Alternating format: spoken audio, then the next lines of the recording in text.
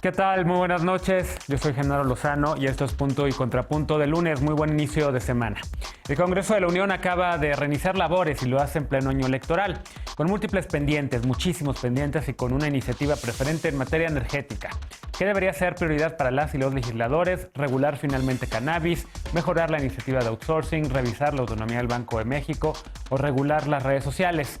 Veremos qué opinan Lisa y Fercaso, quien hoy regresa a la mesa. Y el viernes pasado, el subsecretario de Gobernación presentó el informe 2020 sobre personas desaparecidas. Desde el año 2006 hasta el año 2020, más de 80.500 personas han sido denunciadas como desaparecidas, incluidas casi 38.000 desde el inicio del sexenio de Andrés Manuel López Obrador. ¿Podrá realmente la 4T con el reto de encontrar a estas personas y darle justicia a sus familiares? ¿Ha cambiado algo en este gobierno frente a los anteriores en la búsqueda de personas desaparecidas?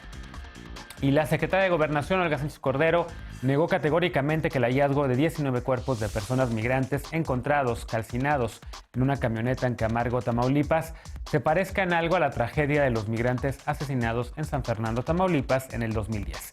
Y es que el presidente López Obrador lo ha dicho varias veces y dice que en su gobierno ya no se violan derechos humanos. La misma Sánchez Cordero reveló que funcionarios del Instituto Nacional de Migración son investigados por esta masacre. Veremos los contrapuntos entre Alfredo Lecona y Eder Guevara al respecto a este tema. Quédate con nosotros que ya empieza Punto y Contrapunto de lunes.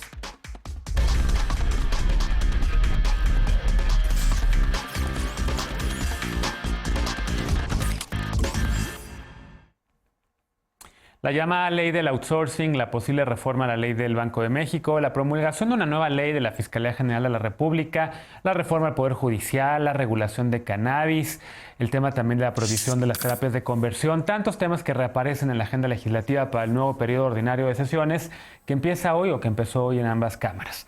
En el Senado, la mayoría de Morena ha señalado que buscará que se apruebe, además de su propuesta de reforma, el financiamiento público a los partidos políticos nacionales y a la ley de disciplina financiera de los estados y municipios.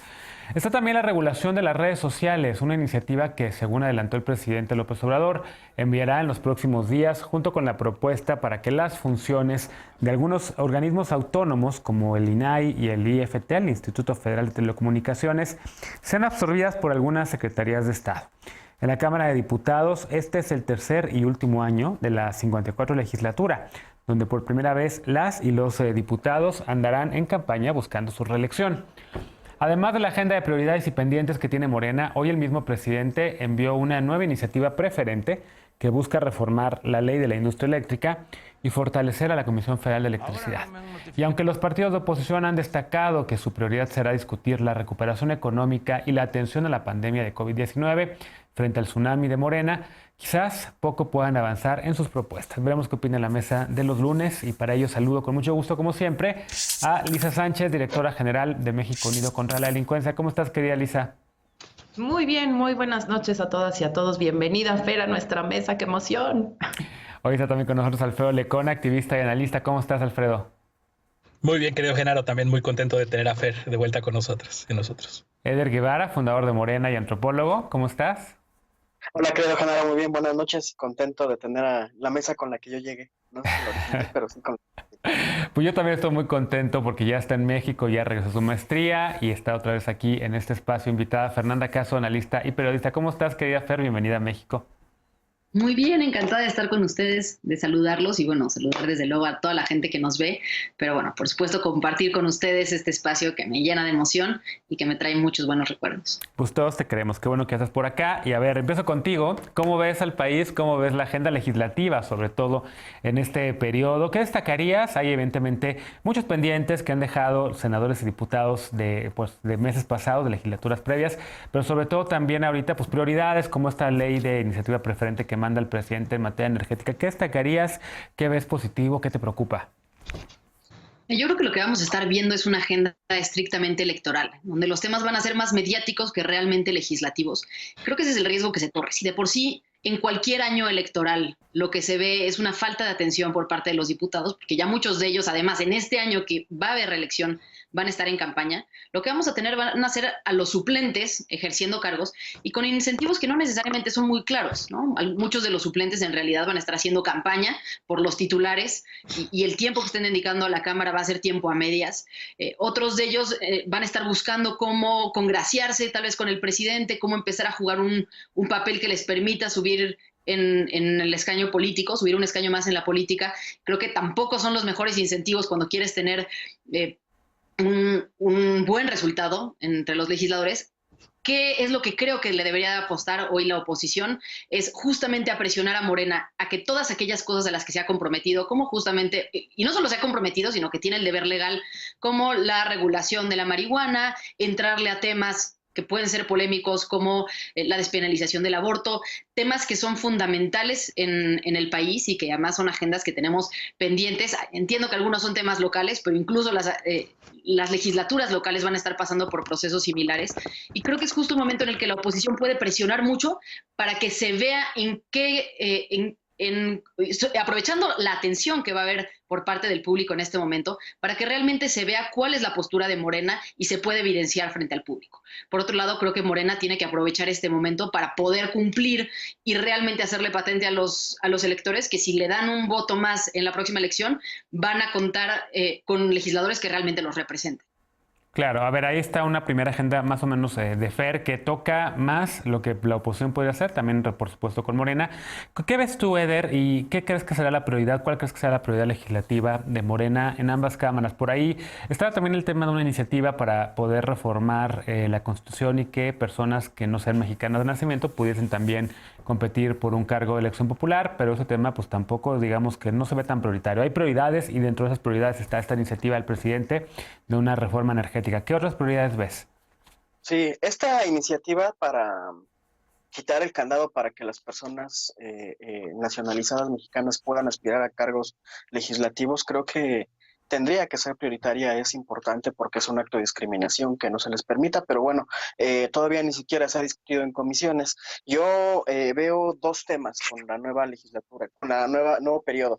El asunto de que efectivamente están en una situación sui generis, por primera vez muchos de los diputados, diputadas o incluso gente en el Senado, no, más bien diputadas y diputados van a aspirar a reelegirse y eso implicará que en vez de hacer un vaciamiento como normalmente en los periodos legislativos dentro de los procesos electorales se vaciaban las cámaras y se vaciaban las agendas porque todo el mundo se iba a hacer campaña. Ahora la campaña puede ser desde la Cámara de Diputados y eso puede tener pros y contras. Vamos a ver cómo se desarrolla esa situación. Y por otro lado, hay un montón de temas que están ya sobre la mesa. El asunto de la regulación de las redes sociales, ya lo platicamos en el programa pasado, la prioridad debe ser exclusivamente la defensa de la libertad de expresión. Ponía yo el ejemplo de lo que sucedió en Venezuela, que Twitter de buenas a primeras,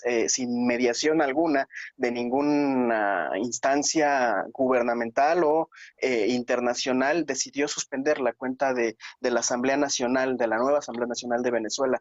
Esas decisiones que son políticas tienen que ser tomadas por el Estado y por las autoridades, y eso es lo que se tiene que privilegiar.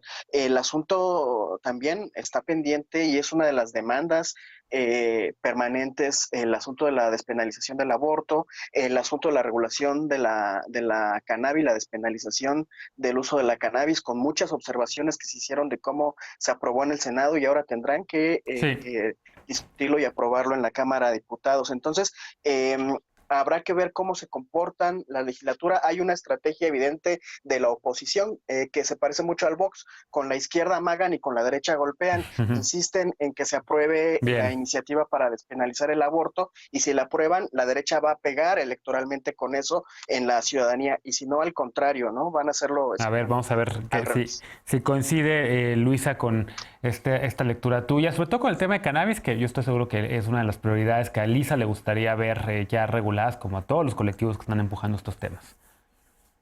Definitivamente creo que hay temas muy interesantes que van a estar en la agenda legislativa y al margen de la dinámica política que tanto Eder como Fer pues ya pusieron sobre la mesa. Creo que hay una obligación muy importante también justamente como para poder decantar la orientación de nuestros votos en esta próxima elección, de observar justamente los temas que se van a estar discutiendo en la Cámara de Diputados. Por supuesto que yo voy a estar dándole seguimiento al proceso de aprobación de esta ley de cannabis con todas las modificaciones que hemos expuesto en esta mesa en más de una ocasión, pero creo que hay otros temas que quizás se nos están yendo un poquito debajo del radar y que también van a ser fundamentales, pues para el tipo de país que este sexenio puede heredarnos y que pueden tener pues riesgos para mal, pero quizás algunas oportunidades si justamente observamos ese proceso legislativo e incidimos en él. ¿A qué me refiero? Pues a la nueva ley para modificar el tema de la estructura de ciencia y tecnología, investigación e innovación, por ejemplo, que se ha estado discutiendo y que algunos grupos organizados de investigadores, representantes de centros de investigación públicos, universidades, otros órganos, pues han estado dándole seguimiento y establecido una mesa de negociación precisamente con el gobierno, porque la iniciativa que se presentó y se detuvo el periodo pasado y se va a retomar en este periodo, pues es sumamente peligrosa en términos de la orientación justamente político-ideológica que le podía dar a la investigación y a la innovación en este país. ¿A qué me refiero? Tres cosas muy puntuales que trae esta iniciativa. Uno, que de pronto dice que se va a supeditar precisamente la investigación, la innovación en México a una agenda de Estado que no se define en la iniciativa de ley y que a partir de la cual pues se sujeta no solo el tipo de contenidos que podrían estar aprobados, sino también el financiamiento y los mecanismos por los cuales se podría obtener este financiamiento, porque nos crea un Consejo de Estado y un Consejo Nacional, que sería en este caso el CONACYT, pero con una especie de gabinete donde estarían representados solo funcionarios públicos y de las dependencias del gobierno federal, no así los propios investigadores o miembros de la comunidad electos de manera colegiada, que no tendrían derecho a voz ni voto. Y la última cosa quizás decir sobre este tema rapidísimo, pues es que lo que hace sería dividir precisamente cómo se allegan las instituciones públicas de recursos para la investigación, entre ellos UNAM, UAM, Chapingo, Politécnico Nacional, y sacaría parte del dinero de la investigación, aparte de sus recursos de operación, para asignárselos a CONACYT, y entonces ahí generaría seguramente pues otros procesos burocráticos y seguramente pues altamente discrecionales que pondrían en cuestión la sostenibilidad de la investigación, sobre todo de instituciones públicas a las que este gobierno se supone que quiere beneficiar. Claro. Lecona, ¿tú qué destacas de todo lo que arranca, digamos, en el trabajo legislativo o de lo que tus compañeros y compañeras han mencionado esta noche? No he escuchado hasta ahorita polémicas entre ustedes y contrapuntos, como que cada quien tiene un poquito la agenda que quiere destacar. ¿Tú qué destacas, Lecona? Y si tienes algún contrapunto con Eder, que seguro que siempre. Como siempre. Bueno, y esta vez hasta con mi querida Lisa y con mi querida Fer, porque yo francamente no espero que nos sorprenda ni la oposición ni Morena en estos pocos meses que van a tener previos a la elección o a las elecciones para legislar. Realmente tampoco coincido en lo que dice Eder, que es la primera vez que vamos a ver que la campaña se está llevando a cabo desde las cámaras. Es la misma rutina de cada legislatura. Cuando se acercan las elecciones intermedias o cuando se acerca la elección presidencial, pues vemos cómo diputados, senadores se van a sus aventuras electorales y la Cámara es un segundo plano. Y creo que de cierta forma está eso reflejado en la agenda legislativa de los 50 temas prioritarios que por lo menos ha presentado el Senado de la República, porque a la par de los procesos pendientes en Cámara de Diputados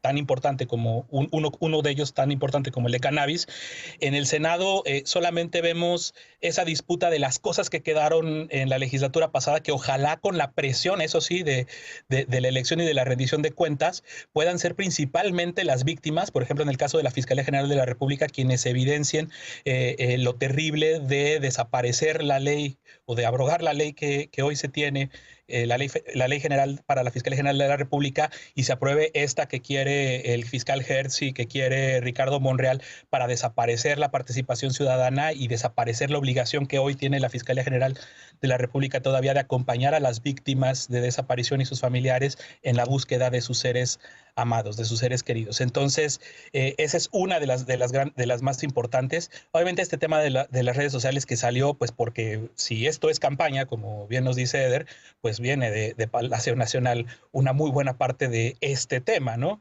El debate que salió desde que pasó lo que pasó con Trump y Twitter y Facebook y sus redes sociales han impulsado este debate en un mar de contradicciones, en un mar de cosas que hoy Fer de hecho lo mencionaba en su cuenta de Twitter, nosotros lo hacíamos también la semana pasada, que por el propio TEMEC hay restricciones o queda muy acotado el margen de lo que pueden hacer los legisladores para la regulación de redes, sobre todo en estas responsabilidades que tienen de remoción de contenidos y censura de cuentas, si es que así lo ven algunas personas. Es muy poco, es muy estrecho lo que se está viendo. Y seguramente uno de los temas que pues, nos van a llegar, no porque ahorita estén instalados en la agenda legislativa, sino porque es una cosa que vemos que Andrés Manuel López Obrador está súper empeñado, y probablemente cuando regrese de su convalecencia de COVID, que ojalá lo haga pronto y en las mejores condiciones, pues va a seguir impulsando el tema de la desaparición de los órganos autónomos como el INAI y como el IFT, que el propio TEMEC ya se ha dicho, ha salvado al IFT,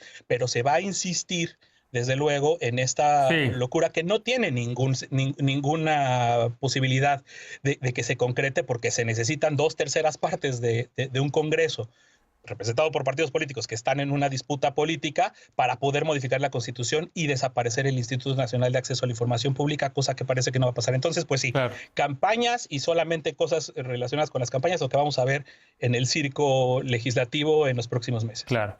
Y bueno, circo legislativo, como le dices tú, que nos va a servir para darnos mucho material para debatir en este programa, porque en efecto vamos a ir viendo, pues a ver qué se les ocurre, a ver qué van pasando. Cada una de esas iniciativas podría ser tema de un programa especial. Pero bueno, vi que levantó la mano Fer Caso y también Eder. A ver si nos da tiempo. Primero, Fer. Sí, además resaltar que no puede ser que justamente en medio de una pandemia, en medio de una crisis, tengamos tan bajas expectativas de lo que viene del Congreso, cuando tendríamos que tener un Congreso sumamente activo, estando proponiendo cosas, y recordando también la otra función del Congreso, que es supervisar al Ejecutivo, ¿no? No únicamente es hacer leyes, sino que tendrían que estar todos los días llamando a comparecer a funcionarios de gobierno, exigiendo cuentas, haciendo pública cierta información que la misma población ha pedido, como los convenios de vacunas, como los programas de vacunación, realmente que pudiéramos conocer los calendarios, los tiempos, tanta información que ha sido opaca y que el Congreso tiene las herramientas para forzar al Ejecutivo a hacerlas públicas y simplemente no lo está haciendo. Claro que influye hoy la mayoría de Morena, que no quieren hacerle contrapeso al presidente, pero es parte de su función y es parte de aquello para lo que fueron elegidos, y creo que es en eso en lo que tendríamos que estar presionando hoy, más allá de la función estrictamente legislativa. Así es. Y finalmente, Eder, 20 segundotes porque vamos a pausa. Rápido. Yo insisto mucho en el tema de Venezuela, no solo porque es un poder el que anularon desde Twitter, sino porque no es, como pretende Lecona hacer ver, un tema local, no es un debate nacional, no es un debate que solamente impulsa el presidente López Obrador, es un debate que se está dando a nivel internacional. Angela Merkel ya habló sobre el tema, en Estados Unidos está debatiendo este tema, Vladimir Putin también está hablando sobre este tema. No puede ser posible que sea la iniciativa privada quien tenga el filtro de quién miente y de quién no, de quién dice la verdad o de quién está dando una posición política y quién está posicionando un discurso de odio. Entonces, es un debate que se va a dar a nivel global y que por lo tanto también sería muy importante que se tenga que dar a nivel local y en la legislatura. Pero ojo, insisto, hay que privilegiar y en todo momento lo que se tiene que defender es la libertad de expresión, porque ya ha habido otras iniciativas para regular las redes sociales que son contrarias a la libertad de expresión. Bueno, pues recuperaremos todos estos temas seguramente conforme se vayan dando. El Vía Lecona con la mano levantada, pues nos acabó el tiempo de este bloque. Hacemos una pausa y regresamos para retomar otro tema del que también ya hemos hablado aquí. En lo que va de la administración del presidente López Obrador, se han presentado 38.682 denuncias por desaparición de personas. Según el gobierno federal, casi 22.000 han sido localizadas. Eso significa que el gobierno ha tomado las medidas adecuadas para resolver este enorme problema social. Escucharemos la opinión de los panelistas y las panelistas de esta noche, así que no te vayas. Esto es Punto y Contrapunto.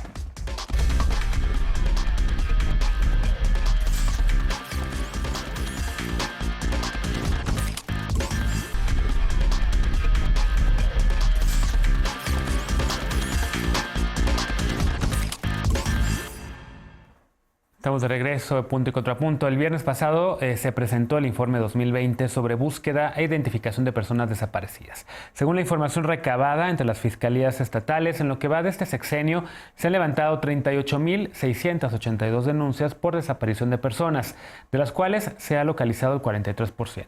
Pero en total, desde el 2006, más de 80.000 personas se consideran desaparecidas o no localizadas. 80.000 personas cuyo destino no sabemos y cuyos familiares siguen con la esperanza de localizar con vida. Veamos el contexto.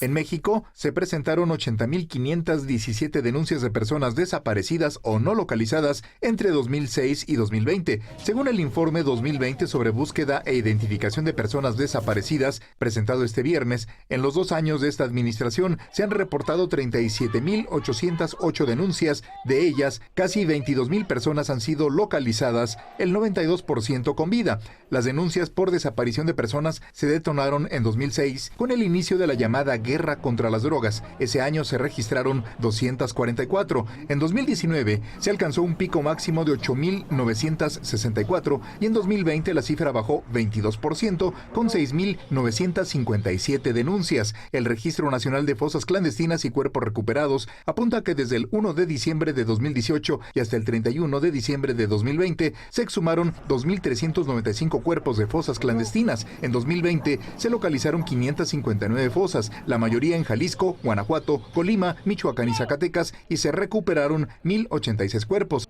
Aunque en 2020 hubo una baja de 33% en el registro de fosas clandestinas respecto a 2019, las autoridades dijeron que se mantiene su hallazgo debido al incremento de la violencia delictiva, en especial en Guanajuato, Jalisco y Guerrero. La Comisión Nacional de Búsqueda informó que en 2020 realizó 696 jornadas de búsqueda en 171 municipios, principalmente en Guerrero, Veracruz, Tamaulipas, Guanajuato, Coahuila y Sinaloa. Punto y contrapunto.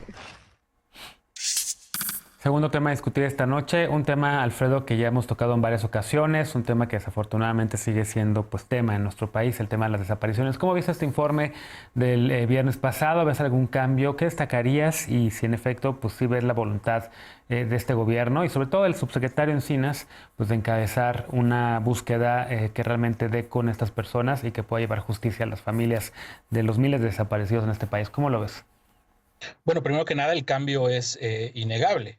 Hoy tenemos información. Hoy hay un mapa nacional de fosas clandestinas, cosa que no hubo en los sexenios anteriores, que se la pasaban negando el fenómeno, que se la pasaban negando la situación mientras la crisis forense se incrementaba. Llamo crisis forense este término que sobre todo han acuñido personas como periodistas como Marcela Turati y los trabajos fantásticos que ha hecho Quinto Elemento Lab, que creó el primer mapa nacional de fosas clandestinas desde la obtención de datos, de solicitudes de acceso a la información que se hicieron por mucho tiempo, tanto a las fiscalías como a los centros médicos forenses, servicios médicos forenses y demás. Entonces, eso, y también hay un mapa de identificación de los miles de cadáveres que están aún sin identificar. Eso lo ha logrado el periodismo, lo ha logrado dimensionar, y qué bueno que hoy contemos con una Comisión Nacional de Búsqueda. Pero para no quedarnos solamente en esto, sí quiero resaltar que la semana pasada también se cumplió un año de que por última vez se le llevó al gobierno federal en la caminata del Movimiento por la Paz con Justicia y Dignidad que hubo de Cuernavaca a la Ciudad de México, cuando el presidente López Obrador no quiso recibir a la caminata a sus representantes por cuidar su investidura, así lo decía él. Y esto me lleva al tema de lo que se le presentó, a esa agenda que hemos hablado muchas veces aquí, que es la de justicia transicional, porque explicar lo que hay detrás de esas 80,000 personas desaparecidas, de esas 80,000 historias y de esas 4,000 fosas clandestinas que la Comisión Nacional de Búsqueda ha identificado o ha encontrado, y todas las que lamentablemente faltan, pues hay fenómenos delictivos muy complejos, hay colusión de autoridades con criminales, y esa historia y esas historias y esa verdad que se le debe a la sociedad mexicana está muy lejos de empezar a construirse. si nos quedamos solamente en la búsqueda de personas desaparecidas, aunque haya protocolos homologados, aunque las víctimas estén participando, si las víctimas siguen sumándose cada día más, si seguimos encontrando cada vez más fosas y no iniciamos procesos de verdad, de justicia, de reparación y de no repetición, pues este es un cuento de nunca acabar. Lisa creo nos decía la semana pasada que 78 años o algo así es lo que se necesitaría para terminar la identificación, para poder llevar a la identificación de tantos cuerpos, sin contar los que se han donado a las universidades, de esos malos registros que se hicieron, de lo que pasó en casos como en Morelos, en Tepelcingo y en Jojutla, en Tetelcingo y en Jojutla, donde el propio gobierno hacía sus fosas clandestinas para esconder los cuerpos. Entonces, pues ese es el tamaño de la crisis forense en la que estamos. Lisa, coincides, ya que te mencionó Lecona, ¿qué ves de cambios? ¿Qué destacas también de este informe del viernes pasado? Coincido con Lecona que la calidad de la información ha mejorado sustancialmente y que tenemos ciertos funcionarios que han sido muy comprometidos justamente en la identificación de las fosas clandestinas, la exhumación de cuerpos y sobre todo pues empezar un proceso de identificación quizás mucho más rápido, encontrándose retos muy importantes tanto a nivel de los gobiernos locales, en particular los servicios periciales disponibles en las fiscalías, como en la capacidad de los propios sistemas de información y en estas inercias de no compartir información entre dependencias de gobierno, ya sea a nivel federal o lo mismo también entre el nivel federal y lo estatal.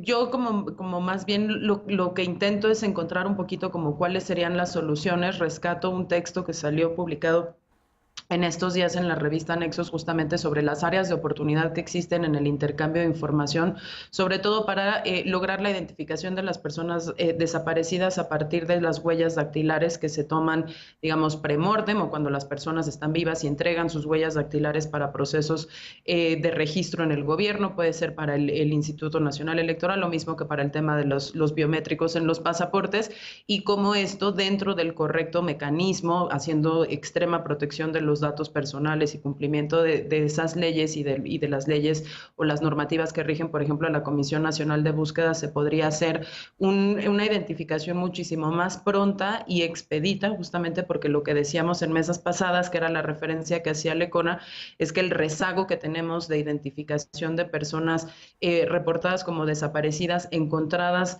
muertas o vivas, pues es enorme y justamente nos tomaría 7 décadas, una cosa así, casi 8 décadas en lograrlo. Entonces, al margen de que necesitamos efectivamente laboratorios forenses, que seguramente es una de las cosas que Eder, por ejemplo, ha traído a esta mesa, sin duda también necesitaríamos poder hacer mejor uso de esas bases de datos que ya son existentes y que no requerirían la inversión en tecnología y tiempo de la identificación por ADN, por ejemplo. Claro. Ahora, eso no quita que esa otra identificación la vamos a necesitar, porque lo que sí hemos visto es que en este contexto de violencia generalizada, el crimen tiende a utilizar más medidas de pulverización y desaparición de restos que implican ya no solo las masacres de las personas, sino genuinamente su disolución, incluso en unas cosas horrorosas, en donde ya lo que se encuentran pues son huesos muy pequeñitos, o se dificulta sobre todo la identificación molar por el tema de los dientes. Claro, entonces, bueno, claro, el horror sigue con nosotros, hay algunos avances, pero todavía yo resaltaría algunas otras áreas de oportunidad en el tema de manejo de información para la identificación. Claro.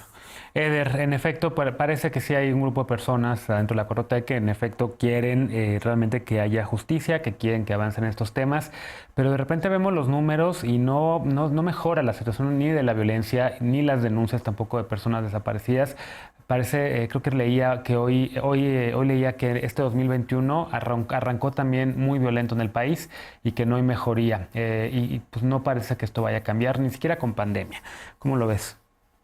A ver, creo que una de las cosas más interesantes del informe de Alejandro Encinas es que no se está pretendiendo maquillar cifras, no se está escondiendo una situación que es evidentemente dramática y muy dolorosa. De las 80.517 denuncias, 37.808 fueron del 2019 para acá, es decir, en el contexto de la Cuarta Transformación. Pero antes de llegar a ese tema, tengo otra reflexión. Alejandro Encinas hacía en su informe hizo rápido una reflexión en donde le daba mucho reconocimiento para empezar a los colectivos y a las familias que se han dedicado incansablemente a buscar a sus familiares desde que desaparecieron. Pero además el papel de la Comisión Nacional de Búsqueda y de las comisiones locales, tan solo la Comisión Nacional ha hecho brigadas de búsqueda en 171 municipios y las comisiones locales han hecho lo propio, pero además algo que él destacó muy por encimita, pero que me parece muy importante resaltar en este contexto en el que se va posiblemente a discutir en el Senado una iniciativa que pueda afectar estas tareas, es el papel de las comisiones locales para presionar a las fiscalías estatales para que coadyuven en la búsqueda de las personas desaparecidas o no localizadas, pero también en la identificación de los cuerpos y en la entrega digna de los cuerpos encontrados a sus familiares. Eso es lo que está en peligro con la iniciativa que está presentando Ricardo Monreal y que otra vez el senador, el compañero Alejandro Encinas se manifestó en contra y se manifiesta no a título personal. Esta tarea lo que él está informando no es un asunto personal, es el gobierno federal el que lo está haciendo. Esta insistencia en disociar las cosas buenas cuando suceden que son crédito de unos personajes y lo malo es adjudicado al presidente López Obrador es una narrativa que cada vez es más absurda. Y ahora sí regreso al tema de los 37,808 de las denuncias, en el contexto 4T. De esas 37,808 se han hallado 22,000 personas y el 92% se han hallado con vida. Es decir, el 56% de las denuncias se han atendido de manera inmediata, se ha entregado un resultado positivo y el 92% de ese 56% se han encontrado con vida en el contexto de las personas que han desaparecido en el 2019 y 2020. Si eso hubieran hecho los gobiernos de Felipe Calderón y de Enrique Peña Nieto, la situación no sería tan dramática. Sí. Y ahí tenemos que reflexionar mucho sobre el papel que jugaron estos sexenios con su supuesta guerra contra el narcotráfico. Bien. Por supuesto que hay una diferencia sustancial. ¿Coincides o contrapunto, querida Fer Caso? Lo primero que quisiera es también reconocer esta apuesta presupuestal que ha hecho este gobierno para fortalecer los instrumentos, porque no se trata únicamente de poner gente capaz en la cabeza, sino que se ha aumentado verdaderamente el presupuesto que existe para hacer estas búsquedas. Todavía estando muy lejos de lo que realmente se necesita para, como bien decían Lisa y Alfredo, conseguir que haya un equipo, ¿no?, suficiente para hacer el análisis de todos estos cuerpos, que todavía falta personal capacitado, que falta equipo técnico. Aún estando lejos de eso, pues sí hay que hacer un reconocimiento. Simplemente de 2019 a 2020 se aumentó más del 50% del presupuesto que había destinado para esto, lo cual pues es digno de reconocerse porque el compromiso de un gobierno, como lo hemos dicho muchas veces, también se mide en función del presupuesto que se le asigna y que ir en esta ruta, continuar en esta ruta, pues nos lleva en buen camino. Sin embargo, es imposible disociar a las personas desaparecidas del aumento en la crisis de inseguridad en la que México se mantiene desde hace años. Mientras sigamos con estos niveles de violencia, mientras el crimen organizado siga ganando terreno, mientras no se le dé prioridad, ¿no?, y el presidente prefiere hablar de otras cosas, ¿no?, que del tema de la inseguridad y no se preste atención ahí, pues es natural que también los números de desaparecidos sigan creciendo, porque, digamos, no son delitos que se cometen aparte, no es un delito por sí mismo, sino que en muchos casos están vinculados con con redes criminales que están afectando a la ciudadanía y que la conclusión, es decir, el último paso es la desaparición. Y si no se tiene información sobre el destino de una persona, no se sabe qué delito se cometió. Y por otro lado, si se encuentra una persona y no se sabe su identidad, pues es muy difícil empezar a investigar las causas, ¿no?, quién pudo ser el posible perpetrador, cómo dar con esas redes criminales que lo están ejerciendo. Entonces, ver la búsqueda de personas desaparecidas únicamente desde la perspectiva de las víctimas, que sin duda tiene que ser la principal, es importante, pero a eso se le tiene que sumar también el entenderlo como una parte fundamental del combate al crimen, ¿no?, de la justicia, del combate a la impunidad y también para poder empezar a reducir estas cifras escandalosas que tienen afectando a México pues desde hace décadas. Sí, sin duda. A ver, déjame hacer una pausa porque el tema que viene está muy conectado, digamos, con todo esto y precisamente por eso hoy lo estamos tocando los dos. Hacemos una pausa y regresar. En Camargo, Tamaulipas, fueron encontrados 19 cuerpos calcinados. 4 ya fueron identificados, 2 eran inmigrantes de Guatemala. Estamos frente a un nuevo San Fernando. La Secretaría de Gobernación ha dicho que no. Regresamos con este tema punto y contrapunto. No te vayas.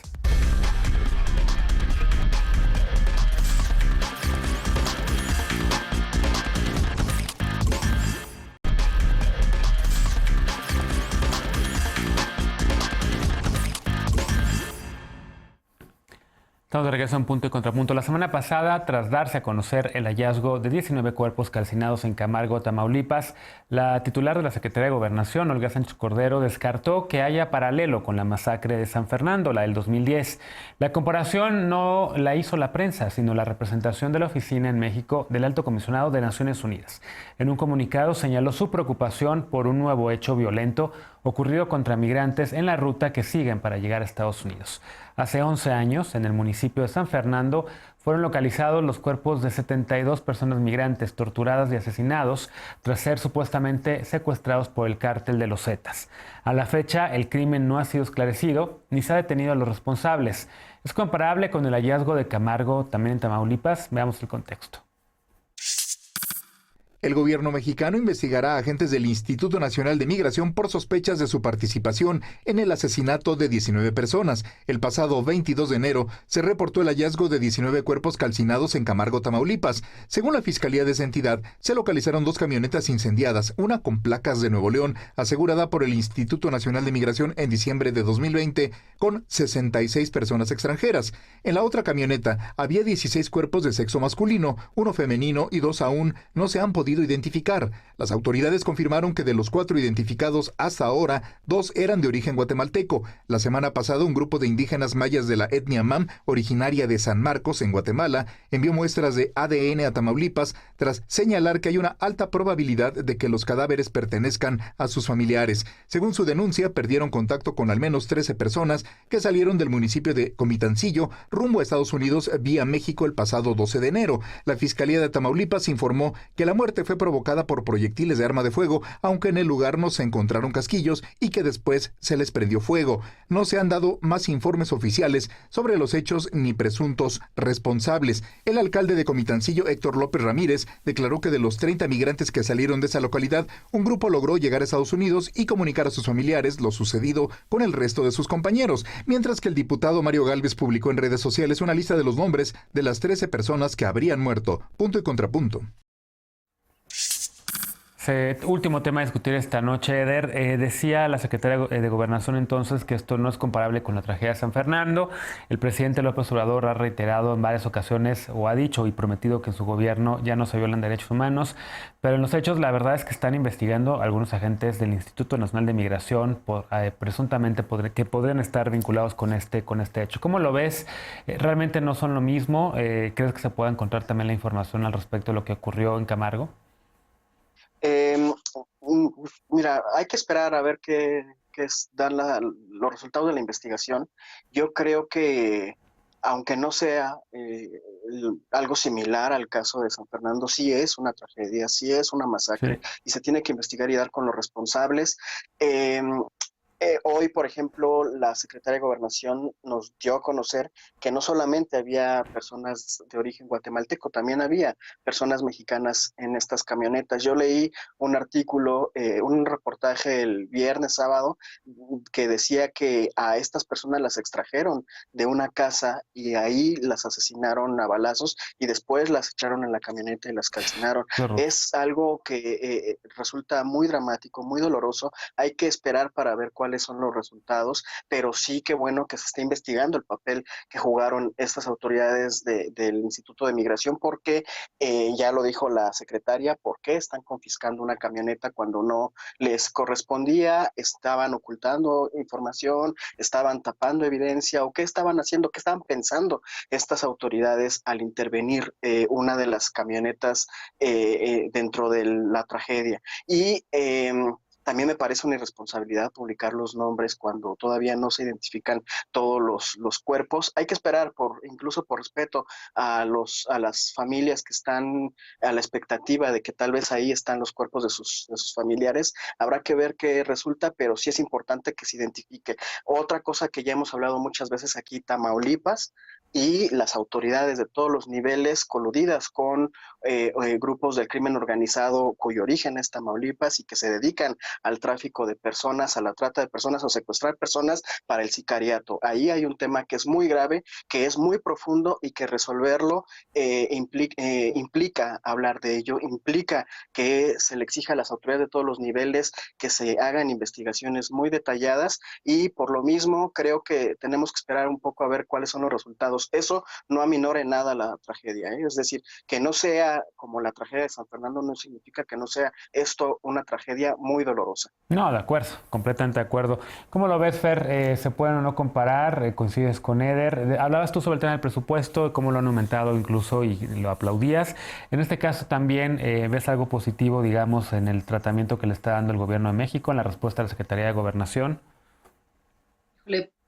Pues es difícil ver algo positivo cuando se tiene un caso como este, como dice Eder, más allá de si son comparables o no, pues es una tragedia y hay sospechas de que hay autoridades involucradas en algún punto de la cadena y creo que eso ya lo hace un asunto alarmante. Y a mí me preocupa pensar hasta qué punto no es nuestro propio país quien está llevando a los migrantes a ponerse en estas condiciones de riesgo, sabiendo que estamos en un país con estos niveles de criminalidad, con estos niveles de impunidad y por otro lado un Estado que criminaliza la migración de la manera en la que lo está haciendo, ¿no? Llevamos ya años, ¿no? Y cada vez peor, en la que la migración de Centroamérica, de Sudamérica, rumbo a Estados Unidos es vista como un asunto que tienen que atender los militares, es decir, como un asunto de seguridad nacional en el que tenemos a nuestras mayores fuerzas de seguridad dedicadas ahí y que el destino que le espera a una persona a la que encuentran intentando migrar es pavoroso. Y la respuesta que tienen ellos pues es intentar esconderse de las autoridades. No sabemos quiénes están cruzando por nuestro país, no sabemos realmente cuáles son sus identidades hasta que pasa una tragedia como esta. No tenemos idea de cuántas cientos o miles o decenas de miles de personas hay en situaciones similares de clandestinidad, simplemente cruzando por nuestro territorio, porque las condiciones que nosotros mismos les hemos dado y las etiquetas que les hemos puesto y las categorías en las que tenemos a estas personas hacen que no haya forma de que ellos salgan a la luz y que no haya posibilidad de tener realmente un registro y que se les pueda proteger. Claro. Lisa, ¿cómo lo ves este tema? Yo preguntaba si veía algo positivo, digamos, en la respuesta de las autoridades, en el hecho que se haya destacado ya y se haya hablado en la mañanera sobre la respuesta de la secretaria de Gobernación, Olga Sánchez Cordero, el anuncio de que están investigando también a funcionarios del Instituto Nacional de Migración y en efecto, pues no sé si también se podría conectar con el cambio en la política migratoria que estamos esperando que venga de Estados Unidos, un poco también para nosotros dejar, revertir, digamos, la forma en la cual hemos endurecido la política migratoria de México también en los últimos años. Sí, bueno, a ver, evidentemente hay ciertas cosas que en este caso, justamente por el tamaño de la tragedia y porque están involucrados no solo ciudadanos nacionales, sino de otros países, pues evidentemente hubo una respuesta relativamente más rápida y más coordinada, en donde incluso se está pensando hacer o ya se empezó a hacer una mesa de trabajo entre las fiscalías del Estado de Nuevo León y del Estado de Tamaulipas, con participación pues justamente de una especie como de observación desde el gobierno federal para deslindar las responsabilidades de los funcionarios del Instituto de Migración. Sin embargo, una de las cosas que nosotros, desde un sector de la sociedad civil que ha estado muy preocupado por la securitización y la criminalización del tema de las migraciones seguras y ordenadas, ¿no? En contraposición como ese enfoque de migraciones seguras y ordenadas, salimos rápidamente con un comunicado para pedir que la Fiscalía General de la República trayera este caso, precisamente por el número de víctimas, por el tipo de masacre,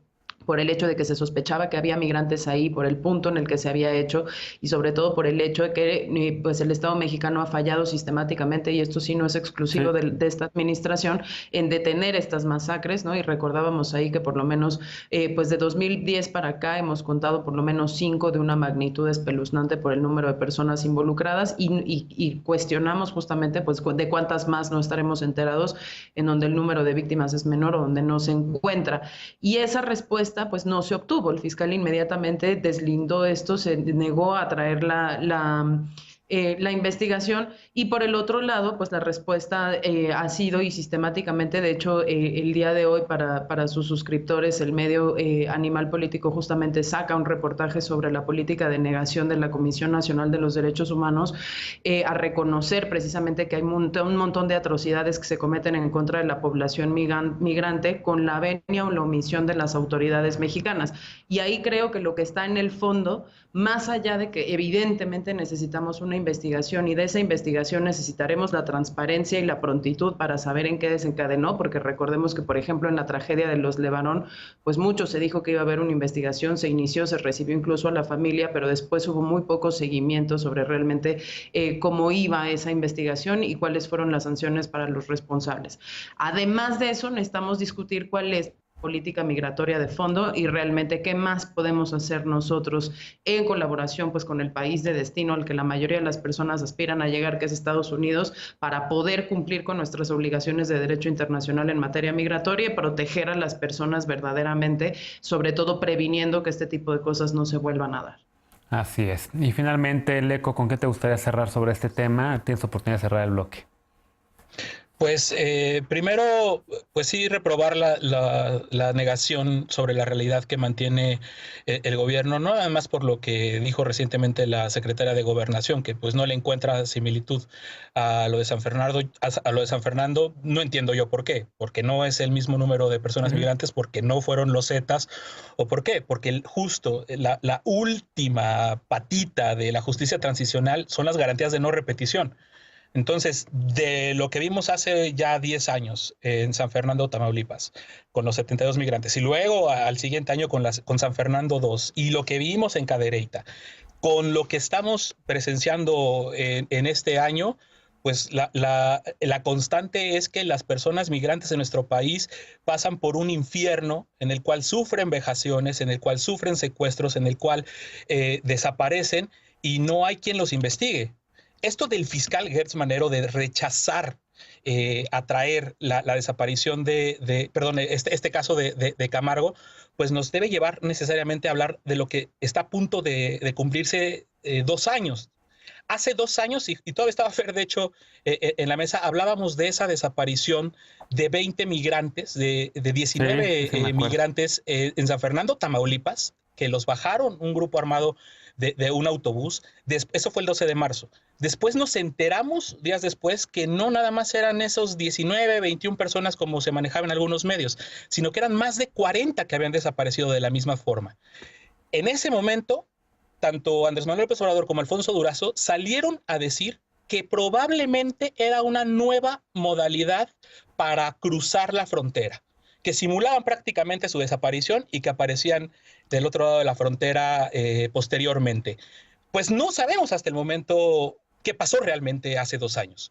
La Fiscalía en ese momento, otra vez, la misma Fiscalía General de la República rechazó atraer la desaparición de estos más de 40 personas migrantes en San Fernando, e insisto, hasta el día de hoy no sabemos nada de qué pasó. Cuando la ONU compara ahora el hallazgo de los 19 cuerpos calcinados en Reynosa con lo que pasó en San Fernando, pues va por la misma situación, va por el mismo hecho. O sea, siguen habiendo vejaciones, siguen habiendo secuestros y desapariciones de migrantes, y lo que hemos visto, aunque a Eder no le guste que asociemos o que disociemos lo bueno de lo malo, sigue el presidente López Obrador diciéndonos todos los días que ya no hay masacres, ha negado incluso las vejaciones que han sufrido los migrantes a partir de este programa Quédate en México, Quédate en la boca del lobo, como le llamaron organizaciones de la sociedad civil que acompañan a migrantes, porque es absolutamente innegable que si no pasan estas cosas, no se hace nada por buscar, por encontrar y por ofrecer justicia y una explicación y ofrecerle verdad a la sociedad sobre lo que está pasando con la población migrante que cruza por el infierno que es nuestro país. De hecho, me queda un minutote, no sé si alguien quiera cerrar. Adelante, Eder. Sí, a ver, está claro que cuando Andrés Manuel López Obrador dijo en algún momento que no había masacres, se refería a que el ejército mexicano ya no estaba cometiendo masacres. No se refería a eso. En el sexenio de Calderón y de Peña Nieto. Lo que está sucediendo hoy, lo que hoy dijo Olga Sánchez Cordero, es la muestra cuando hay la presunción de que autoridades federales participen de alguna manera en un caso tan horrible como el que estamos ahorita discutiendo, se tiene que investigar de inmediato. Y hoy el gobierno de México ha anunciado que se está investigando a las autoridades federales del Instituto Nacional de Migración para ver cuál fue su papel en esta investigación. Hasta ahora, yo creo que la respuesta ha sido prudente, la del gobierno mexicano. Coincido plenamente con el papel, con lo que dice Alfredo, el papel de la Fiscalía. Esperemos que esta vez se haga una investigación expedita y transparente, y por supuesto tenemos que investigar. Yo no reduzco en nada esta masacre, no me interesa compararla con alguna otra, es horrible lo que sucedió y quiero saber qué pasó. Bien, bueno, pues recuperaremos este tema, es que nos fue el tiempo, Lecona, si lo haces en 20 segundos, si prometes que en 20 segundos, adelante. En 20 segundos, no solamente ha dicho el presidente que no hay masacres por parte del ejército, el presidente específicamente, y se lo ha preguntado Reinaide Ramírez, reportera de Pie de Página en diversas ocasiones, le ha preguntado incluso por el informe de Quédate en la boca del lobo de las organizaciones que acompañan a migrantes, y el presidente ha dicho que no. Entonces, es bastante importante reconocer que el presidente de la República niega la realidad que está viviendo el país, porque cuando hablamos, insisto, de no repetición, es que estas cosas siguen pasando. Es que si no aceptamos de entrada la realidad que estamos viviendo, no podemos esperar que una Fiscalía General de la República, que está subordinada al presidente, pueda hacer su chamba. Bueno, pues recuperaremos este tema seguramente en los próximos días. Hacemos una pausa y regresamos para despedirnos de las panelistas y los panelistas y con la paparrucha de la noche. No te vayas.